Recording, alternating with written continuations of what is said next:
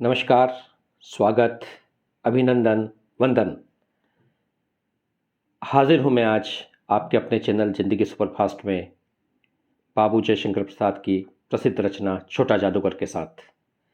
बाबू जयशंकर प्रसाद जी का नाम सुनते ही भारतीय साहित्य का वह चेहरा सामने आता है जिनने हिंदी साहित्य में छायावादी युग का सूत्रपात कर हिंदी साहित्य को एक नई पहचान दी। बहुमुखी प्रतिभा के धनी प्रसाद जी ने काव्य रचना, नाटक, उपन्यास एवं कहानी विधा में उल्लेखनीय योगदान दिया है। भावनात्मक, विचारात्मक, इतिवृत्तात्मक और चित्रात्मक भाषा शैली का जो प्रयोग प्रसाद जी के लेखन में देखने को मिलता है वह अन्यत्र नहीं दिखता। तो आज हम सुनते हैं प्रसाद जी की एक ऐसी मार्मिक कहानी को जिसने मानव मन को बहुत गहराइयों तक छुआ है। जी हाँ, मैं बात कर रहा हूँ छोटा जादूगर की। छोटा जादूगर प्रतिकूल परिस्थितियों और आर्थिक विपन्नता के बावजूद जीवन पथ पर संघर्ष करते एक ऐसे बच्चे की कहानी है जो अपने मधुर व्यवहार, देशभक्ति के भाव, स्वाभिमानी चरित्र एवं उत्तरदायित्व के बोझ से भरा है। वह अपनी माँ से अगाध प्रेम करता है, जन्म देने वाली माँ से भी और भारत माँ से भी, जिसे बाल अवस्था में इतनी विकट परिस्थितियों के बावजूद देश सेवा के लिए जेल में बंद अपने पिता पर गर्व होता है और बीमार माँ के उपचार तथा स्वयं एवं माँ के लिए 2 समय की रोटी के लिए पूरे विश्वास एवं स्वाभिमान के साथ जीवन के साथ मुस्कुराता हुआ संघर्ष करता है। तो प्रस्तुत है छोटा जादूगर। कार्निवल के मैदान में बिजली जगमगा रही थी। हंसी और विनोद का कलनाद गूंज रहा था। मैं खड़ा था उस छोटे फुहारे के पास जहां एक लड़का चुपचाप शरबत पीने वालों को देख रहा था। उसके गले में फटे कुर्ते के ऊपर से एक मोटी सी सूत की रस्सी पड़ी थी और जेब में कुछ ताश के पत्ते थे। उसके मुंह पर गंभीर विषाद के साथ धैर्य की रेखा थी। मैं उसकी ओर न जाने क्यों आकर्षित हुआ। उसके अभाव में भी संपन्नता थी।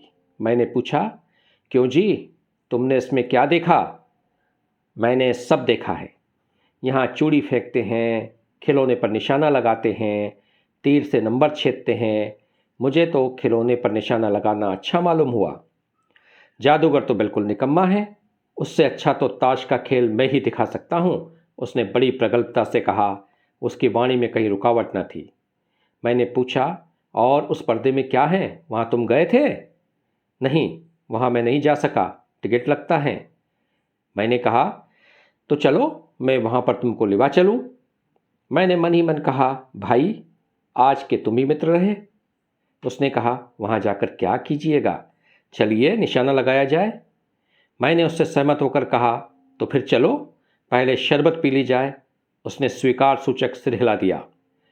मनुष्यों की भीड़ में जाड़े की संध्या भी वहाँ गर्म हो रही थी। हम दोनों शरबत पीकर निशाना लगाने चले। राह में ही उससे पूछा, तुम्हारे घर में और कौन है? माँ और बाबूजी। उन्होंने तुमको यहाँ आने के लिए मना नहीं किया? बाबूजी जेल में हैं। क्यों? देश के लिए, वह बड़े गर्व से बोला। और तुम्हारी माँ? वह बीमार हैं और तुम तमाशा देख रहे हो? उसके मुंह पर तिरस्कार की हंसी फूट पड़ी। उसने कहा, तमाशा देखने नहीं, दिखाने निकला हूँ। कुछ पैसे ले जाऊँगा तो माँ का उपचार करूँगा। मुझे शरबत न पिलाकर आपने मेरा खेल देखकर मुझे कुछ दे दिया होता तो मुझे अधिक प्रसन्नता होती। मैं आश्चर्य से उस 13-14 वर्ष के लड़के को देखने लगा। हाँ, मैं सच कहता हूँ बाबूजी, माँ जी बीमार हैं, इसीलिए मैं नहीं गया। कहाँ? जेल में। जब कुछ लोग खेल तमाशा देखते ही हैं तो मैं क्यों न दिखाकर माँ की दवा करूं और अपना पेट भरूं। मैंने दीर्घ निश्वास लिया। चारों ओर बिजली के लट्टू नाच रहे थे।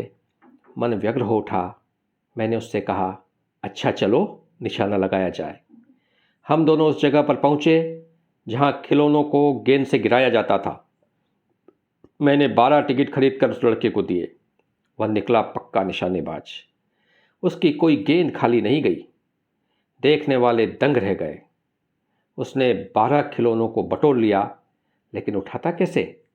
कुछ मेरी रुमाल में बांधे, कुछ जेब में रख लिए। लड़के ने कहा, बाबूजी, आपको तमाशा दिखाऊंगा, बाहर आइए, मैं चलता हूँ। वह 9-2-11 हो गया। मैंने मनी मन कहा, इतनी जल्दी आंखें बदल गई? मैं घूमकर पान की दुकान पर आ गया। पान खाकर बड़ी देर तक इधर उधर टहलता देखता रहा। झूले के पास लोगों का ऊपर नीचे आना देखने लगा। अकस्मात किसी ने ऊपर के हिंडोले से पुकारा, बाबूजी। मैंने पूछा, कौन? मैं हूँ छोटा जादूगर। कलकत्ता के सुरम में बॉटनिकल उद्यान में लाल कमलिनी से भरी हुई एक छोटी सी झील के किनारे घने वृक्षों की छाया में अपनी मंडली के साथ बैठा हुआ मैं जलपान कर रहा था। बातें हो रही थी। इतने में वही छोटा जादूगर दिखाई पड़ा। हाथ में 4 खाने का खादी का झोला, साफ जांघिया और आधी बाहों का कुर्ता। सिर पर मेरी रुमाल सूत की रस्सी से बंधी हुई थी। मस्तानी चाल में झूमता हुआ आकर वह कहने लगा, बाबूजी नमस्ते, आज कहिए तो खेल दिखाऊं? नहीं जी, अभी हम लोग जलपान कर रहे हैं। फिर इसके बाद क्या गाना बजाना होगा बाबूजी? नहीं जी। तुमको? क्रोध से मैं कुछ और कहने जा रहा था। श्रीमती जी ने कहा, दिखलाओ जी, तुम तो अच्छे आए, भला कुछ मन तो बहले। मैं चुप हो गया, क्योंकि श्रीमती जी की वाणी में वह माँ की सी मिठास थी जिसके सामने किसी भी लड़के को रोका नहीं जा सकता था। उसने खेल आरंभ किया। उस दिन कार्निवल के सब खिलौने उसके खेल में अपना अभिनय करने लगे। भालू मनाने लगा, बिल्ली रूठने लगी, बंदर घुड़कने लगा। गुड़िया का ब्याह हुआ, गुड्डा वर काना निकला। लड़के की वाचालता से ही अभिनय हो रहा था। सब हंसते हंसते लोटपोट हो गए। मैं सोच रहा था, बालक को आवश्यकता ने कितने शीघ्र चतुर बना दिया। यही तो संसार है। ताश के सब पत्ते लाल हो गए, फिर सब काले हो गए। गले की सूत की डोरी टुकड़े टुकड़े होकर जुड़ गई। लट्टू अपने से नाच रहे थे। मैंने कहा, अब हो चुका, अपना खेल बटोर लो, हम लोग भी अब जाएंगे। श्रीमती जी ने धीरे से उसे 1 रुपया दे दिया। वह उछल उठा। मैंने कहा, लड़के? छोटा जादूगर कहिए, यही मेरा नाम है, इसी से मेरी जीविका है। मैं कुछ बोलना ही चाहता था कि श्रीमती जी ने कहा, अच्छा, तुम इस रुपए का क्या करोगे? पहले भरपेट पकौड़ी खाऊंगा, फिर एक सूती कंबल लूँगा। मेरा क्रोध अब लौट आया। मैं अपने पर बहुत क्रुद्ध होकर सोचने लगा, ओह, कितना स्वार्थी हूँ मैं। उसके 1 रुपया पाने पर मैं ईर्ष्या करने लगा था ना। वह नमस्कार करके चला गया। हम लोग लता कुंज देखने के लिए चल दिए। उस छोटे से बनावटी जंगल में संध्या साएं साएं करने लगी थी। अस्ताचलगामी सूर्य की अंतिम किरण वृक्षों की पत्तियों से विदाई ले रही थी। एक शांत वातावरण था। हम लोग धीरे धीरे मोटर से हावड़ा की ओर जा रहे थे। रह रहकर छोटा जादूगर स्मरण होता था। तभी सचमुच वह एक झोपड़ी के पास कंबल कंधे पर डाले खड़ा था। मैंने मोटर रोककर उससे पूछा, तुम यहाँ कैसे? मेरी माँ यही है ना, अब उसे अस्पताल वालों ने निकाल दिया है। मैं उतर गया। उस झोपड़ी में देखा तो एक स्त्री चीथड़ों में लदी हुई कांप रही थी। छोटे जादूगर ने कंबल ऊपर से डालकर उसके शरीर से चिमटते हुए कहा, माँ। मेरी आंखों से आंसू निकल पड़े। बड़े दिन की छुट्टी बीत चली थी। मुझे अपने ऑफिस में समय से पहुंचना था। कलकत्ते से मन ऊब गया था। फिर भी चलते चलते एक बार उस उद्यान को देखने की इच्छा हुई। साथ ही साथ जादूगर भी दिखाई पड़ जाए तो और भी। मैं उस दिन अकेले ही चल पड़ा। जल्द लौट आना था। 10 बज चुके थे। मैंने देखा उस निर्मल धूप में सड़क के किनारे एक कपड़े पर छोटे जादूगर का रंगमंच सजा था। मैं मोटर रोककर उतर पड़ा। वहाँ बिल्ली रूठ रही थी। भालू मनाने चला था। ब्याह की तैयारी थी।